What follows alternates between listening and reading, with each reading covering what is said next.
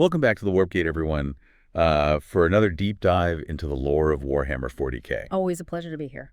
Today we are going deeper into the Primarchs series. Yeah. And this time we're going to be focusing on the Lord of Iron. Perturabo. Perturabo, yes. Primarch of the Iron Warriors. Now, he's a fascinating character. Yeah, well. One of the kind of contrasts, I guess. Absolutely. You know, he is a brilliant strategist and a brilliant engineer. Mm-hmm. But he also seems to have this real bitterness about him. Yeah. Well, that's, I think that's the real tragedy of Perturabo. You know, he had all of this potential. You know, he was capable of incredible things, but he was also just consumed by this bitterness and resentment, and it ultimately led to his downfall. Yeah, so let's rewind a little bit. Okay. Because, you know, in our previous episodes, we've talked about Horus, we've talked about Fulgrim, both figures who kind of fill the chaos. Yeah. But Perturabo's story feels a little different. It is. Doesn't it? It's less of a sudden plunge into darkness. Yeah. And more of a slow, agonizing burn. Right, yeah. You know, and to understand that burn, you really have to go back to his beginnings. Okay. To the world where he landed Olympia. Okay. Now, unlike some Primarchs who, you know, found themselves on these peaceful or even prosperous worlds, right, Perturabo landed on a planet that was defined by conflict and strife. Right. The Adeptus Mechanicus datalogs, they paint this really grim picture of Olympia. Okay. With its warring city-states and constant power struggles and this pervasive sense of, you know, dog-eat-dog survivalism. So not exactly a nurturing environment for a young Primarch. No, not at all. Right.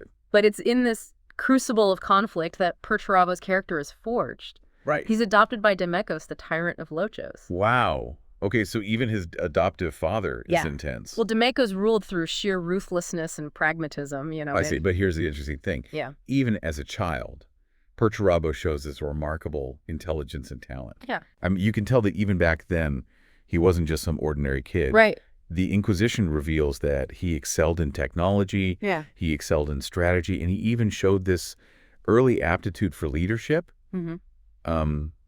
He basically unifies Olympia through conquest. Yeah. You know, brings a kind of semblance of order to this very chaotic world. And that's the paradox of Perturabo, right? Okay. He brings order to chaos, but he's never truly satisfied. Mm-hmm. He craves recognition for his accomplishments, Right. validation for his efforts. Sure. But, you know, for the people of Olympia, even unification through conquest is just kind of like, well, Tuesday. That's got a sting, right? Yeah. Like you reshape a planet and all you get is like a shrug. Exactly. And that lack of appreciation, that feeling of being constantly overlooked, that starts to really gnaw at Perturabo. Okay. It becomes this seed of resentment that will fester within him and ultimately blossom into something truly destructive down the line. So he's already carrying all this baggage of unfulfilled longing when the Emperor finally shows up on Olympia. Right. I mean, you would think that, you know, father and son reunited, it would be this hallmark moment. Yeah, you'd think so, right? Right. But the Imperial records kind of suggest that it's a little more formal than that. It's more of a formal recognition than like a heartwarming family reunion. Yeah. You know, Perturabo is given command of the Iron Warriors. Okay. A legion known for their discipline, their stoicism, and their brutal efficiency in siege warfare. Okay, so hold on. We got to talk about the Iron Warriors a little bit here. Sure. They're kind of infamous, aren't they? Yeah, they have a reputation for being cold and ruthless and almost machine-like in their approach to war. I mean, is that like a reflection of Perturabo himself? Oh, absolutely. Okay. The Iron Warriors, they are a mirror image of their Primarch. Okay. They are incredibly skilled. They are disciplined. Right. And they are utterly relentless in their pursuit of victory. Mm-hmm. They don't really go in for flashy heroics or grandstanding. Oh, they excel at breaking fortifications, grinding down their enemies through sheer methodical force. Yeah, they're the ones you call when you need a planet cracked open. Exactly. No matter the cost. No matter the cost. Right. And Perturabo's command style. Yeah. It's intense. It's very intense. He's obsessed with perfection. Mm-hmm. He's constantly pushing his legion to their absolute limits. Right. It's almost like he's trying to overcompensate for that lack of appreciation he experienced back on Olympia. That's a very insightful observation. Yeah. I think Perturabo's need for validation, it manifests in his leadership. He demands perfection, not just from himself, but from every single member of his legion. Right. And while the Iron Warriors achieve incredible victories under his command, this constant pressure, this relentless drive for flawlessness, it starts to create cracks within the Legion itself. So on the one hand, he's got this incredible Legion capable of conquering anything. But on the other hand, he's driving them. And maybe himself to a breaking point. Exactly. And just to make matters worse, another Primarch enters the picture, someone who becomes Perturabo's ultimate rival. Rogel Dorn, Primarch of the Imperial Fuss. Now Dorn. Now Dorn is everything Perturabo isn't. Right. He is stoic, he's unwavering in his loyalty to the Emperor, and he is a master of defense. This is where things get really interesting. We've got two Primarchs, both masters of siege warfare, but with completely opposite approaches. Completely opposite, It's like the irresistible force meeting the immovable object. Precisely, and the Book of Grudges, which is this fascinating collection of imperial records and accounts. It details the simmering tension between these two, you know, from subtle jabs to outright challenges. The rivalry between Perturabo and Dorn becomes legendary. I see. It's fueled by their contrasting personalities and their very different approaches to warfare. But it's not just about tactics, is it? No, it's not. I feel like Perturabo, always sensitive to any perceived slight. Feels like Dorn is the favorite son. Exactly. He sees Dorn getting the recognition, the praise that he himself craves so desperately. What he feels he deserves. And it just fuels that resentment even more. Absolutely. This sense of being constantly overshadowed by Dorn, it festers within Perturabo. And nothing exemplifies this more than the construction of the Imperial Palace.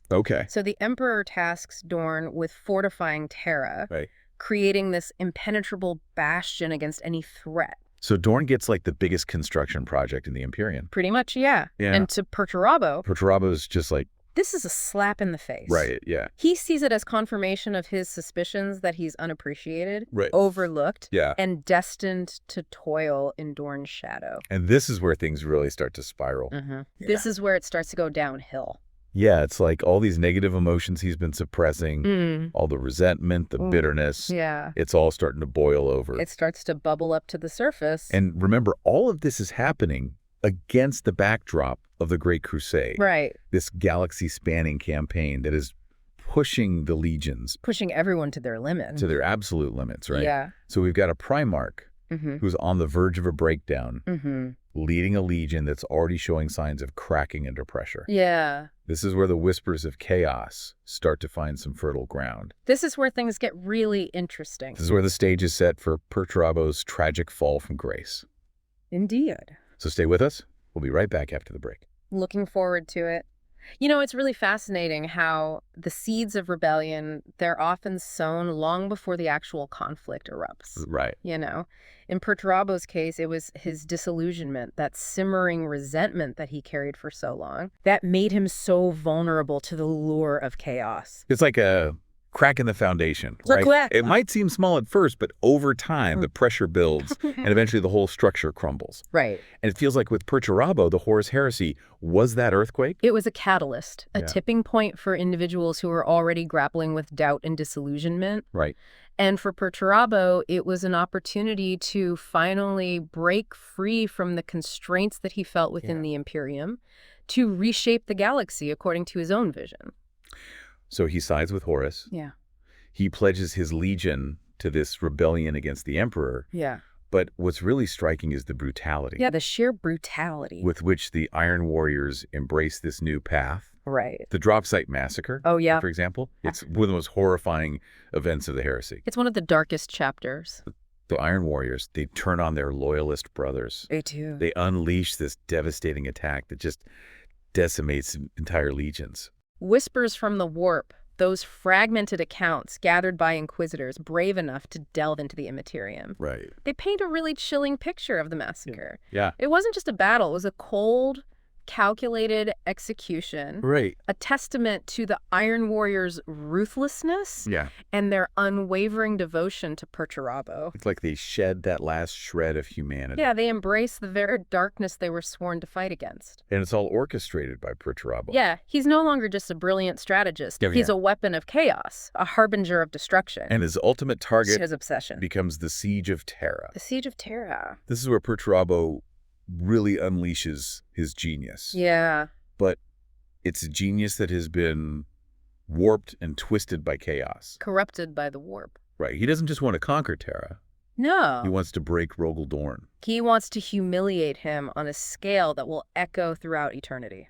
So the Siege of Terra becomes this personal vendetta, this grand stage for their rivalry to play out. Exactly. Imagine the Imperial Palace, this magnificent fortress. Right. The pinnacle of Dorn's architectural and military genius. Right. It becomes the focal point of Perturabo's rage. Okay. The embodiment of everything he feels he's been denied. Wow. Every wall, every bastion, every gun emplacement, it represents a challenge to Perturabo's pride. Yeah. A reminder of the recognition that he craves. And the Inquisition's accounts of the siege are just devastating. Oh, it's horrific. I mean, we're talking miles-long trenches, orbital bombardments that turn the sky into an inferno. Right. Demon engines stomping through the ruins of once great cities. It's a nightmare. It's hard to fathom the scale of destruction. Yeah, the sheer loss of life. The siege dragged on for months. Months, yeah. A brutal war of attrition that pushed both sides to their limits. And while Dorn and the Imperial Fists, they fought with incredible tenacity. They did. They held the line against wave after wave of chaos attacks. They were slowly being ground down. Yeah, Perturabo, ever the master of logistics and planning. Right. He made sure that the traitor forces had the resources and the willpower to maintain the siege indefinitely. But Dorn, being Dorn, refuses to yield. Of course. He rallies his troops. He inspires them to fight on against these impossible odds. It's a testament to his leadership. Right. To the unwavering loyalty of the Imperial Fists. Yeah. They were able to withstand that onslaught for as long as they did. But Doran's stubbornness, Yeah. his unyielding devotion to the Emperor, it becomes a double-edged sword. How so? Well, it allows him to hold the line. Yeah. It inspires his men to these incredible feats of valor. Right.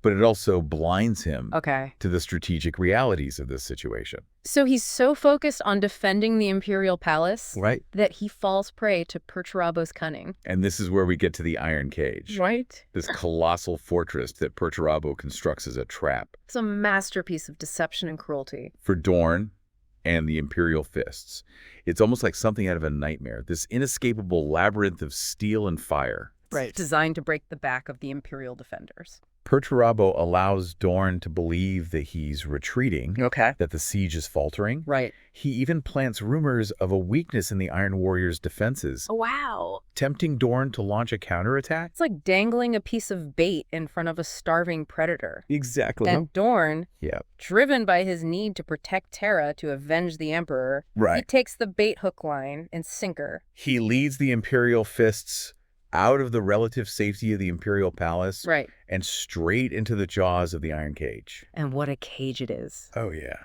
Inquisition reports describe this colossal fortress bristling with guns, surrounded by minefields and trenches swarming with chaos forces. It's a death trap. It's a death trap. Meticulously designed to exploit every weakness of the Imperial Fists. The Imperial Fists are caught in a kill zone, They're surrounded on all sides. surrounded their supply lines, Yeah. cut their reinforcements nowhere in sight. It's a massacre. It's a massacre. Entire companies are wiped out. Yeah. Their valiant sacrifices amounting to nothing against the overwhelming firepower of the Iron Cage. And yet, But Dorn, stubborn as ever, refuses to surrender. he's not going to give up. He rallies his remaining forces, Yeah. digs in, and prepares for a last stand. Right. It's a desperate situation. Yeah. But even facing annihilation, Dorn embodies that unyielding spirit of the Imperial Fists. He becomes a symbol of defiance. Right. This unbreakable bulwark against the tide of chaos. And it's at this moment, at the height of his victory, that Perturabo realizes What's that? the hollowness of his triumph. What do you mean? He's broken the Imperial Fists. Yeah. He's inflicted casualties that will take centuries to recover from. Right. But in doing so, he's revealed the depths of his own cruelty. I see. The emptiness of his pursuit of vengeance. So he's won the battle. He's won the battle. But lost something far more profound. Yeah. It's a Pyrrhic victory. He's achieved his objective, but at a terrible cost. At a terrible cost. And it's right at this moment, yeah, with the Iron Warriors poised to deliver the final blow, okay, that a new player enters the scene. Who's that? Robert Guilliman and the Ultramarines. The avenging sun, fresh from his victories in Ultramar. His arrival changes the entire dynamic of the siege. Really? Guilliman, ever the pragmatist, yeah, sees the strategic folly of continuing the siege. Okay. He understands that even if they crush the remaining Imperial fists, Right. it will be a victory that weakens the Imperium as a whole. Interesting. So he does what Guilliman does best.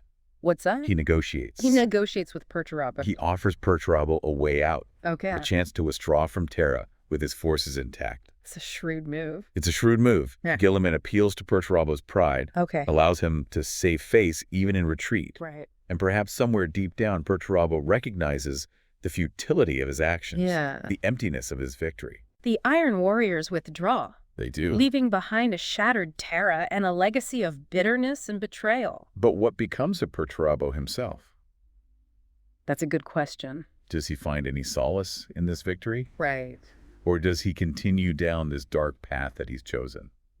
That, my friend, is a question that will lead us into the final chapter of Perturabo's tragic saga. Right. A story of daemonhood, of a reign of terror from the depths of the Eye of Terror, and of a legacy that continues to haunt the Imperium to this very day. We left off with Perturabo and the Iron Warriors retreating from Terra, their victory at the Iron Cage, ringing hollow. Yeah, it really is a victory, but a hollow one, right? And it's fascinating to me how even these moments of triumph, there's still this undercurrent of tragedy in Perturabo's story. Like he's always chasing this ghost. A phantom of recognition that always seems to elude him. Right. Even after he achieves what he set out to do, crushing his rivals, proving his strategic brilliance, there's still this lingering sense of emptiness. And that emptiness, that void within Perturabo, it just makes him even more susceptible to those whispers of chaos, doesn't it? Absolutely. I mean, he's already pledged his allegiance to Horus. Right.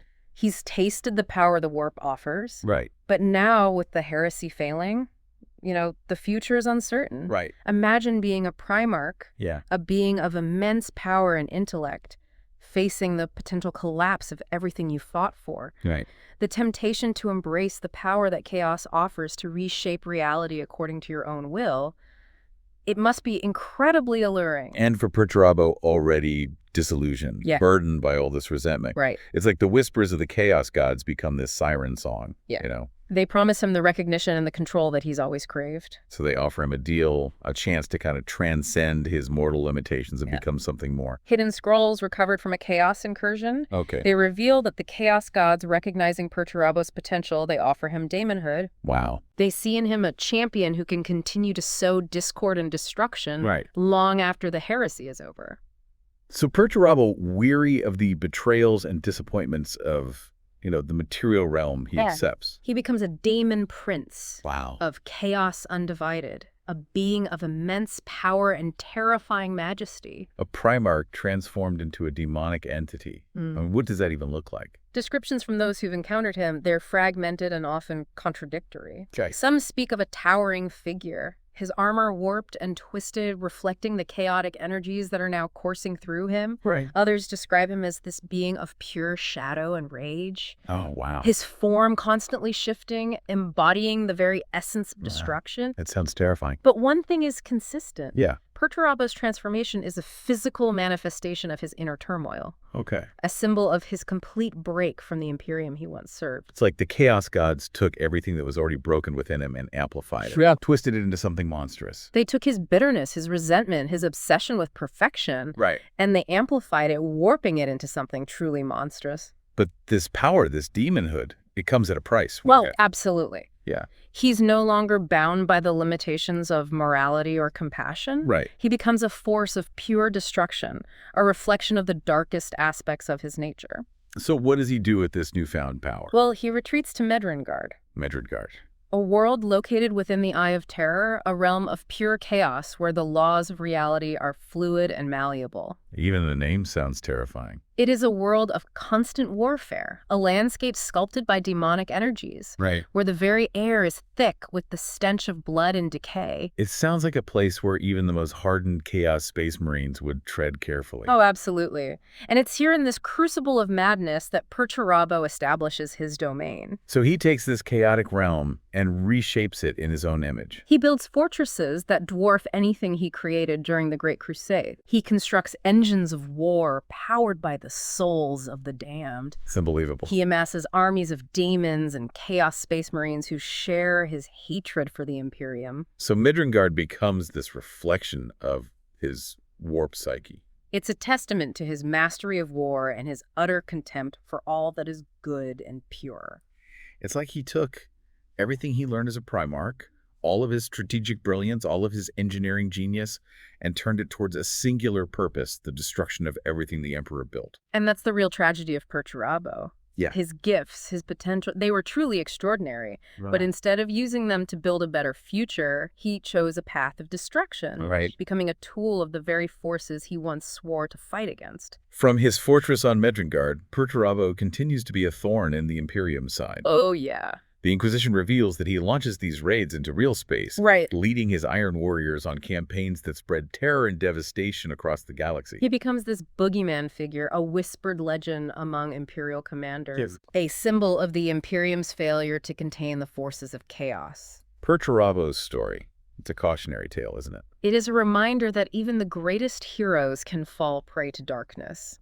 That ambition and resentment can poison even the most brilliant minds. Well, that's a wrap on our deep dive into the saga of Perturabo, the Lord of Iron. A tale that leaves us with more questions than answers. Indeed. Could his fall have been prevented? Could his genius have been directed towards a different path? These are questions that have haunted scholars and strategists for millennia.